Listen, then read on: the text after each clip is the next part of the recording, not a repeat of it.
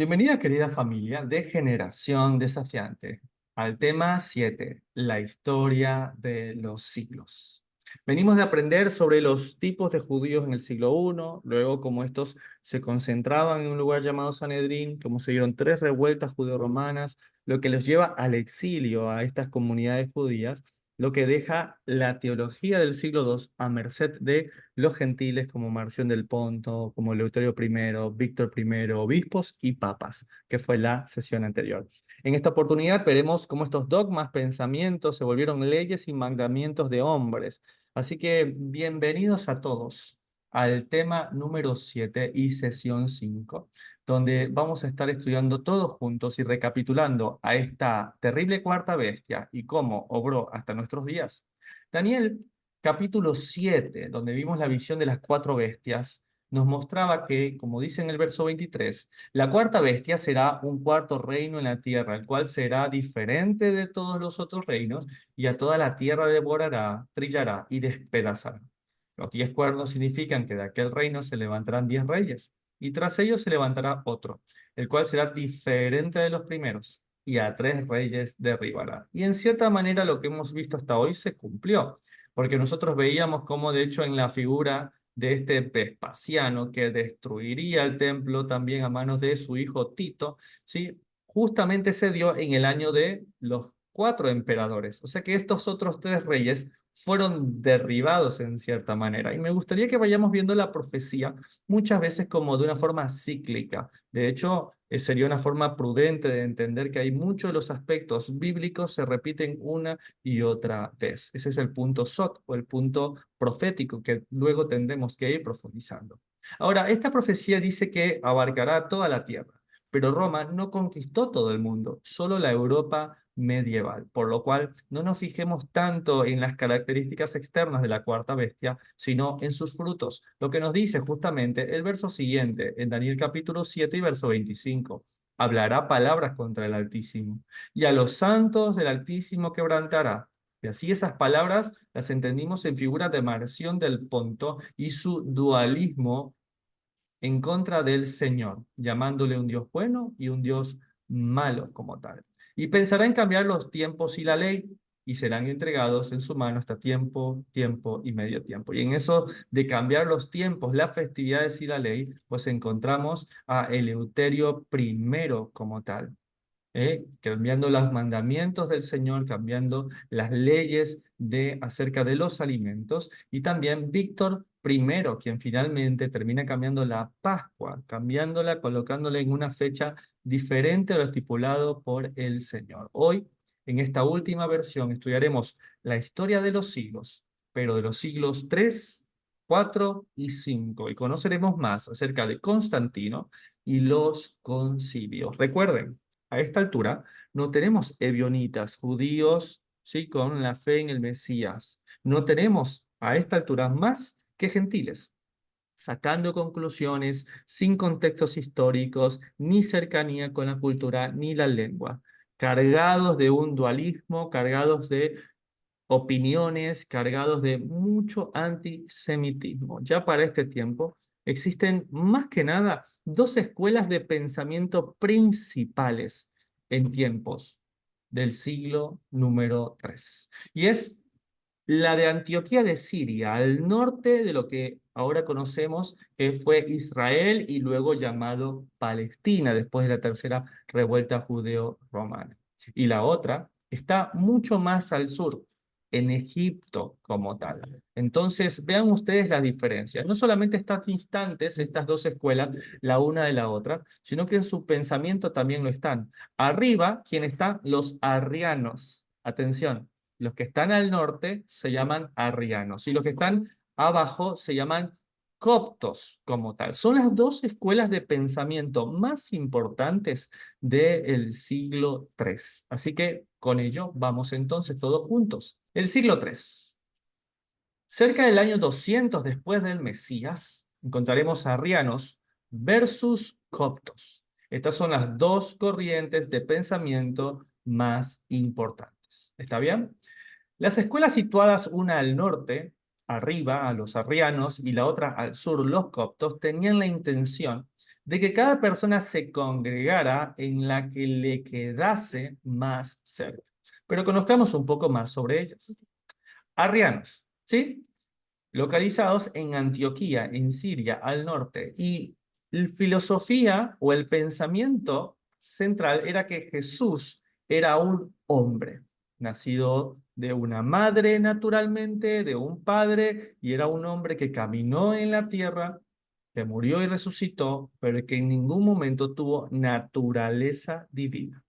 Mientras que los coptos, estando más al sur, recuerden en la zona de Egipto, Alejandría específicamente, esta ciudad, consideran que Jesús es Dios y que tiene naturaleza divina. Y ahí encontramos argumentos en contra, diciendo, pero ¿por qué entonces Jesús dice, ¿por qué me llamas bueno? Solo uno es bueno, Dios. Mientras que otros dicen, pero Él es la imagen visible del Dios invisible, el primogénito de toda creación. Y así con estos argumentos se solidificaron, unos a favor de los arrianos y otros a favor de los coptos. Vamos a estudiar entonces en el siglo III, desde el año 284 hasta el 305, un poquito más allá de este siglo, al emperador Diocleciano, también conocido como Cayo Aurelio Valerio Diocleciano Augusto. ¿Está bien? Y este va a ser considerado como el hombre de los cuatro reinos o el hombre de las tetrarquías. El emperador Diocleciano, con la intención de tener mayor control sobre las regiones, decide dividir el imperio e inician a las tetrarquías. El imperio tenía cuatro regiones o gobiernos y estaban compuestos por un Augusto, un título que llevaban los emperadores. De hecho, Augusto significa algo majestuoso, algo venerable, respetable, y fue el título que llevaron los emperadores del imperio durante la antigüedad, ¿sí? De hecho, fue un título oficial del emperador hasta el siglo VII como tal. Y componía también un César, un título para un general del ejército. Y esto viene desde tiempos del César, de Julio César, el general, el cónsul, el dictador romano, como lo conozcan. Y a partir del año de los cuatro emperadores, el 69 que vimos, pasó a convertirse ya un calificativo más imperial. Durante el resto de la era imperial, el título se utilizó principalmente para designar al sucesor del emperador, pero también formaba parte de un título de un emperador que estaba reinante, que estaba en funciones. O sea que, para dejarlo claro, un Augusto es superior a un César, pero un César podía ascender a ser un Augusto. O sea, lo que conocemos como un presidente, un Augusto, y un general del ejército, un presidente de la Cámara de Diputados o un parlamentario para un César que puede tomar el imperio. ¿Se entiende? Un Augusto y un César. Y así se dividió Roma, y les traje un mapa como aproximadamente. Se tomaron entonces, como le dije, es un Augusto, un César, y se tomaron estos cuatro territorios. Pero una vez que está dividido, pues se debilita, como justamente está escrito, dividido un reino y lo conquistarás. Pero uno de entre estos cuatro monarcas entienden que la meta es volver a ser uno. Y es así como vamos llegando al siglo IV, sobre todo del año 306 al 337 después de Cristo, donde vamos a conocer al emperador Constantino I, también como Flavio Valerio Constantino. Este es el que va a cumplir, de hecho, la profecía de "y a tres reyes derribar". También conocido como Constantino el Grande o San Constantino por la Iglesia Ortodoxa y Bizantina griega, y el primer emperador cristiano en el catolicismo romano, algo que es terrible en gran manera, como vistieron de grandeza a un hombre que va a ir en contra de la palabra de Dios. ¿Cómo lo haría? Él planea unificar el imperio bajo el lema de un emperador, un ejército y una sola religión. Eso es lo que él empieza. Dice, pero ¿por qué hay a veces tantos problemas acá? ¿Por qué el imperio persigue muchas veces a estos que se hacen llamar cristianos? ¿Por qué razón hay tanta problema por una religión, por la otra? Lo primero que quiero encontrar es paz. Y esa paz le va a permitir a él tener mayor aceptación para dejar de ser una tetrarquía y volverse una monarquía. ¿Cómo lo hace entonces? Lo primero, él crea un edicto, ¿sí? Una prerrogativa, un dictamen. El edicto de Milán, y quiero que vayan memorizando este número. Fue promulgado en el 313. 313 después de Cristo, y establecía libertad de religión por Constantino y Licinio, que ya para esta altura Roma era una diarquía, ya no eran cuatro, sino eran dos estos emperadores. Así que mucha atención porque es con esto que inicia la famosa etapa de paz de la iglesia, o el caballo blanco del que habla Apocalipsis. En ese momento, 5 millones de personas, de los 50 millones que vivían en el imperio, profesaba el cristianismo como religión.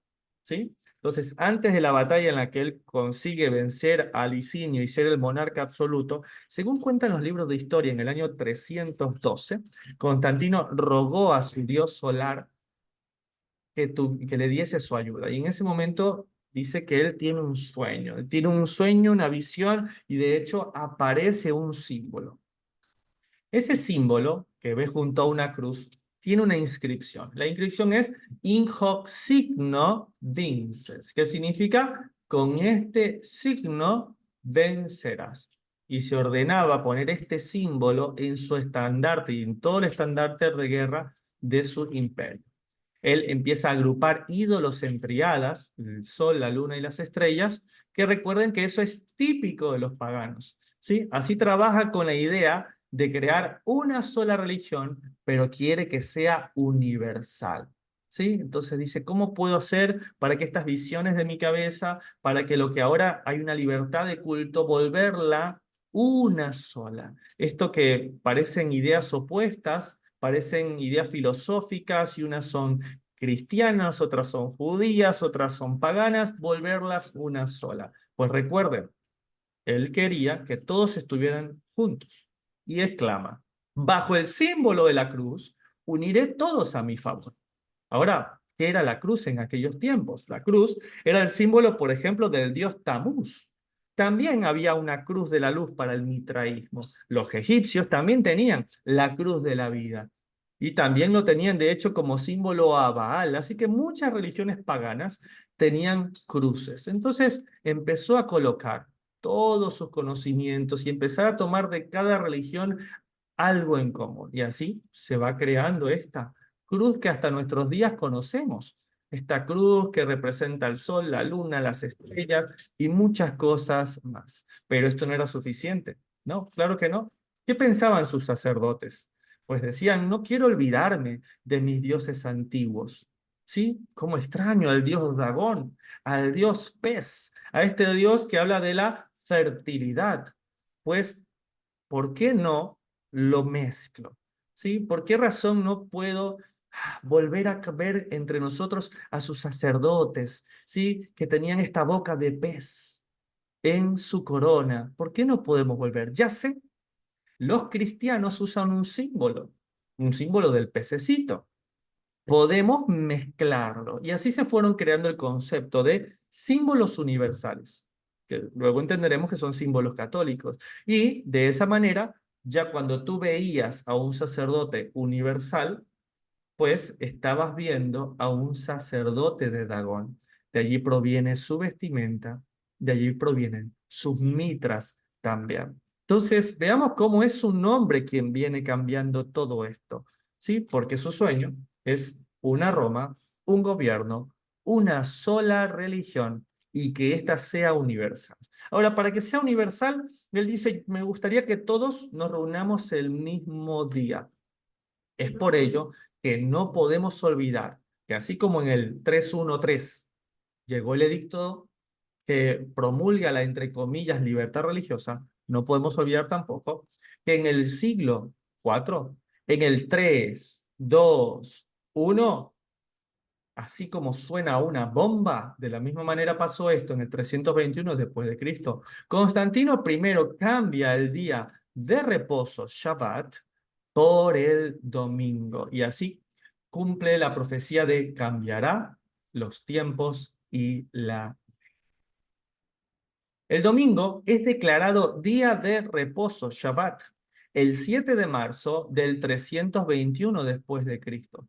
Por primera vez, organismos públicos y comercios permanecerían cerrados. Desde ese día es obligatorio descansar en el venerable día del sol, lo que en inglés tenemos como Sunday, día del sol. Él decide, ya no vamos a hacer esto de esta manera. Vamos, no olviden que no solamente seguimos la Pascua según lo está estipulado en el gobierno, no seguimos más la Pascua judía para la resurrección, vamos a seguirnos por la fiesta de la diosa de la fertilidad, del equinoccio de primavera. Ya no vamos a celebrar esas festividades bíblicas que son judías, sino que vamos a tomar nuestras propias festividades y las vamos a volver universales, como la del 25 de diciembre, como la del 1 de enero. ¿Por qué? Porque el deseo de Constantino es que quiere una Roma, un gobierno, una sola religión que sea universal. Esa fiesta de la que habla es la festividad, por ejemplo, del 1 de enero, es la de Janos, que es la que yo te expliqué, que era la de las dos caras, las festividades de fin de año o de año nuevo. ¿Cuál era el lío más grande de todos que tenía que afrontar este hombre para que todos llegaran entre sus garras? Ya no solamente había dado una aparente libertad de religión, sino que los estaba congregando en el mismo tiempo, había creado símbolos universales, sino que se encontraba a las dos escuelas de pensamiento, a los arrianos y los coptos. Para poder hacer una iglesia universal y tener el mismo pensamiento, él decide realizar en el siglo IV, en el año 325 después de Cristo, el concilio de Nicea. Nicea es Turquía. Donde, ¿qué es lo que desea? Poner fin al conflicto de las dos escuelas de pensamiento. Y veamos cómo él lo va a hacer. El concilio ecuménico reúne iglesias orientales, ortodoxas, asirias y entre ellos coptos y arrianos. ¿Recuerdan? Arrianos, los de arriba, los de Antioquía, y coptos, los del sur, los de Egipto, Alejandría. Aproximadamente 300 invitados, entre los cuales no había judíos ni ebionitas, aquellos judíos creyentes en el Mesías de Jerusalén, al menos de sus alrededores. Entonces, en este concilio, establece que Jesús es 100% hombre y 100% Dios. ¿Cómo no debemos olvidar Nicea? Porque ni sea para coptos, ni sea para arrianos la teoría. Va a ser para los dos, 100% hombre y 100% Dios. Interesante, porque seguramente tú has de haber escuchado esta teoría, de hecho, en muchas de las iglesias católicas y protestantes a las que hemos acudido. Cristo, 100% hombre y 100% Dios. ¿Qué es esto? Sincretismo. El sincretismo es una corriente que armoniza pensamientos o ideas opuestas. ¿Cómo puede ser que sea 100% Dios y sea 100% hombre? Pues esto es sincretismo puro. No lo olvides, el concilio de Nicea, Nicea para los coptos, Nicea para los arrianos. Se tomaron las dos ideas opuestas y la unieron, el puro sincretismo. Se imponen dogmas de fe que no están sujetos a discusión y se firman más de 50 concilios. Vamos a llegar al siglo IV nuevamente, pero el año 381 después del Mesías. Y ahora vamos a ir al concilio de Constantinopla. Y acuérdense porque es un nombre muy largo y va a dar fruto a una palabra muy larga que no existe en la Biblia. Este concilio hablaría herejías contra el Altísimo. Si el Padre es Dios, dicen estos gentiles sin ningún tipo de conocimiento de la lengua hebrea, no tienen conocimiento histórico y con una carga de marcionismo y dogmas de hombres, si el Padre es Dios y si el Hijo es Dios y el Espíritu Santo es Dios, pero son diferentes cada uno, pues entonces se establece el dogma de la Santísima Trinidad. No lo olviden. El concilio de Constantinopla es el nombre más largo y va a dar por sí a un concepto tan largo como Constantinopla, la Santísima Trinidad. Dios Padre, Dios Hijo y Dios Espíritu Santo. Y todo aquel que no crea en ello será considerado un hereje, un traidor al imperio. ¿Qué es esto? Es un dogma en todo el concepto de la palabra. ¿Qué es un dogma? Son postulados de religión, de doctrinas que no pueden estar sujetos a discusión.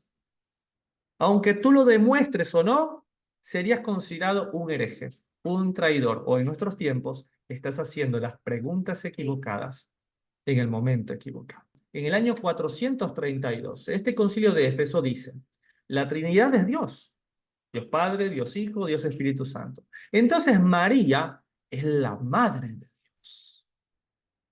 Se adopta como dogma de fe la Santa Virgen María, Madre de Dios, la Reina del Cielo, que es digna de adorar. Claro, es la Madre de Dios, como si Dios tuviese madre.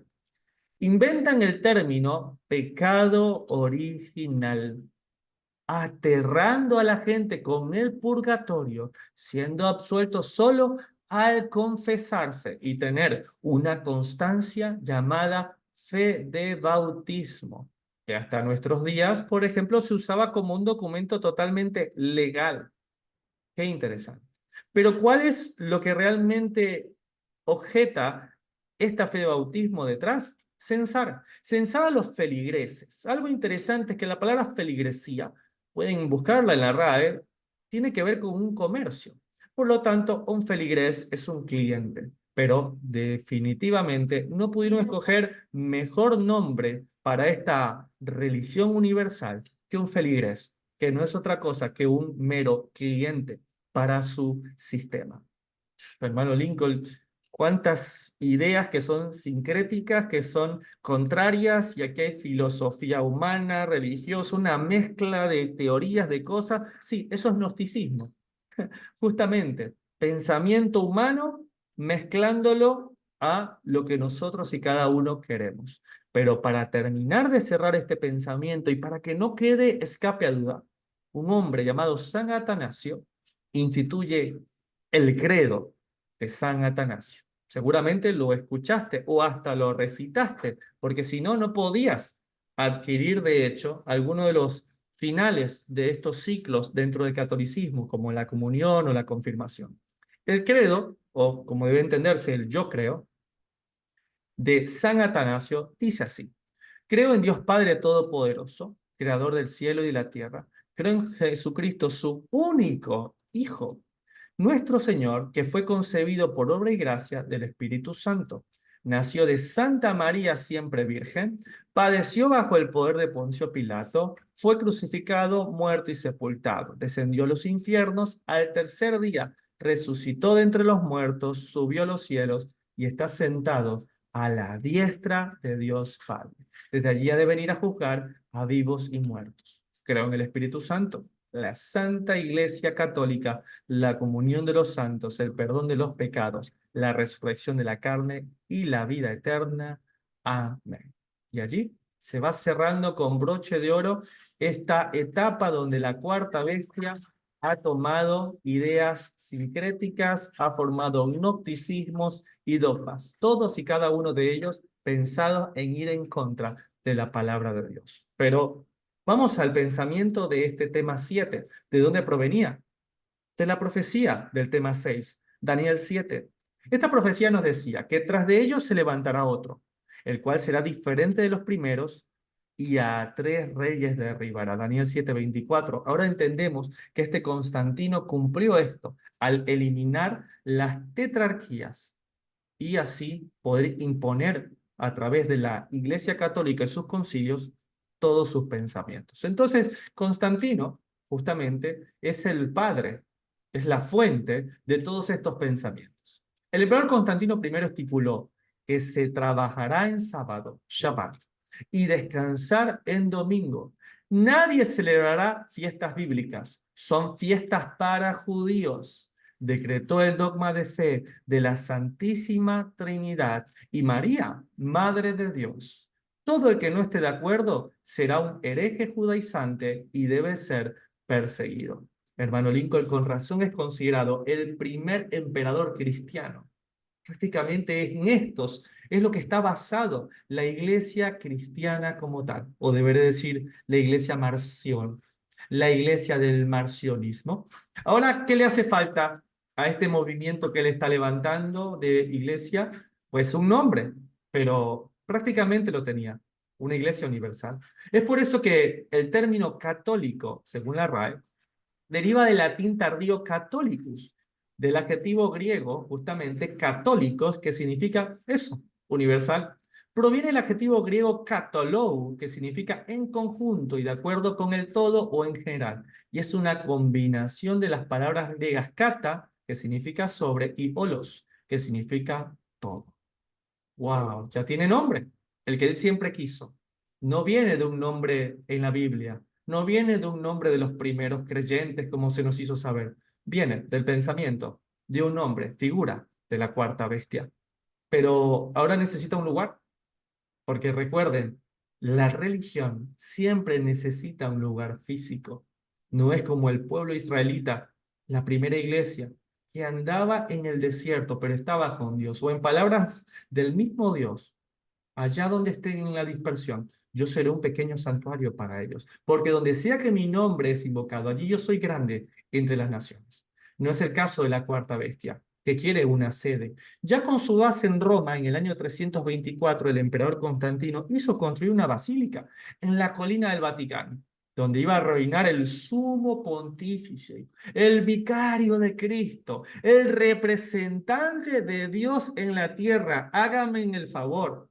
Iba a ser el obispo de obispos, se iba a llamar Papa. Es un acrónimo de PAPA, Petri Apostoli Potestatem Accipiens, que significa el sucesor del apóstol Pedro, a pesar de que Pedro no solo no ejerció ministerio en Roma, sino que su ministerio fue en Judea, donde se encuentran de hecho sus restos, a diferencia de Pablo, quien sí predicó en Roma y vivió allí.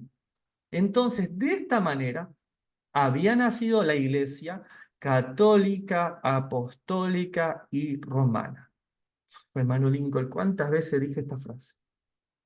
Con total ignorancia, siendo parte también de la cuarta bestia. Ahí está. Así nació por este tiempo. Pero no te engañes, porque recuerda que nuestro enfoque tampoco debe estar en Roma solamente, porque está escrito en la profecía que debemos ver realmente mucho más allá. Daniel capítulo 7, volvamos a repasarlo para terminar, dice en el verso 23, la cuarta bestia será un cuarto reino en la tierra, el cual será diferente de todos los otros reinos, y a toda la tierra devorará y despedazará. Entonces no puede ser Roma como tal, como imperio. Tal vez el pensamiento, sí, de este marcionismo, de este ir en contra de la palabra de Dios, lo que ha consumido y se ha vestido aparentemente de bondad. Y los 10 cuernos significan de que aquel reino se levantarán 10 reyes, y tras ellos se levantará otro, el cual será diferente de los primeros, y a 3 reyes derribará. Mucha atención. Y luego vimos cómo ese cuernito pequeño, pues que habla cosas y habla a lo que llamamos en el verso siguiente. Hablará palabras contra el Altísimo y a los santos el Altísimo quebrantará. Y vimos el ejemplo perfecto del dualismo de Marción. Claro que sí. Y pensará en cambiar los tiempos y la ley. Y vimos el ejemplo en Eleuterio I, en Víctor I, pero también en la figura de Constantino I. ¿Y por qué no también cuando formó todo este sistema usurpador? Que claro que sí, es como está estipulado en la ramera. Y entonces, qué importante entender cómo se movió esta bestia y no quedarnos con que simplemente es el catolicismo romano y nada más. Tenemos que ver los frutos de esta bestia que continuamente cambia de forma.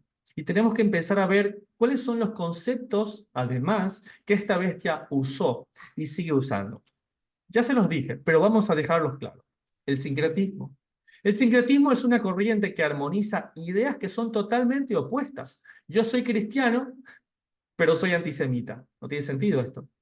Yo amo a Cristo, pero odio a los judíos. Tiene ningún sentido esto.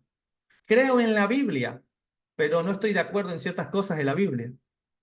Ahora, estas ideas sincréticas forman el gnosticismo, un conjunto de corrientes sincréticas, pero una mezcla de ideas filosóficas religiosas, judeo-cristiana y especulaciones humanistas. ¿Sí? De hecho, yo conocí muchas iglesias cristianas no bíblicas. ¿Qué? ¿Sí? Decían que ellos eran cristianos y amaban a Cristo, pero no eran bíblicas como tal. Y son este tipo de religiones las que crean los dogmas de fe, que son postulados inobjetables, no sujetos a ninguna discusión como tal, sea demostrable o no, por parte de un sistema religioso. Y estuve allí. Estuve cuando llevé la Biblia y dije, pero aquí dice esto. Y cuando cansado de no dar respuestas y molestarse, nos dijeron a más de uno, cierra tu Biblia y abre tu corazón. Ya eso está acabado, eso se acabó, eso lo abolió Cristo en la cruz. Ya no necesitamos nada de eso. El Dios malo del Antiguo Testamento se acabó. Ahora es de aquí en adelante el Dios nuevo del Nuevo Testamento. Y si es posible, no andes leyendo esas cartas, por ejemplo, como la de Santiago, sí, que no tiene muy claro la de Judas. No, tú léete ni siquiera el Evangelio, las cartas de Pablo. Sí, las cartas de Pablo, eso puedes leer porque finalmente eso es lo que nos da salvación, lo que dice Pablo.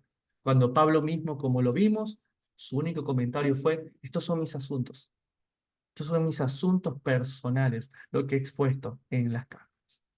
Hermano Lincoln, después de este tema me he quedado frío. Con razón escribió esto Daniel, que puede quedar para nosotros al terminar este tema.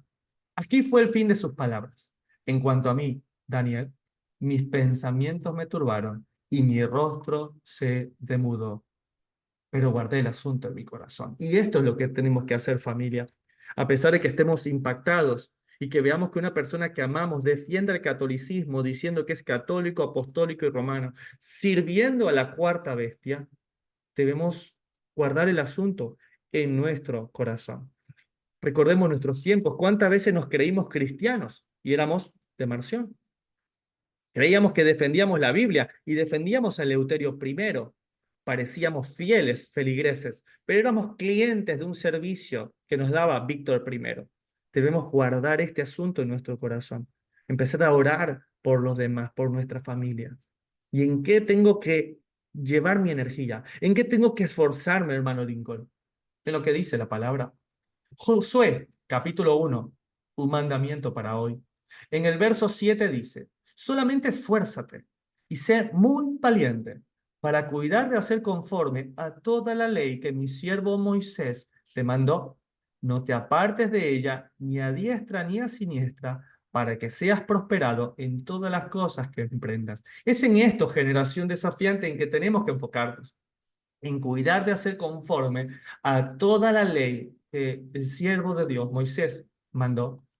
En el verso siguiente, verso 8, nunca se apartará de tu boca este libro de la ley, de día y de noche meditarás en él, al puro estilo del Salmo 1, para que guardes y hagas conforme a todo lo que en él está escrito.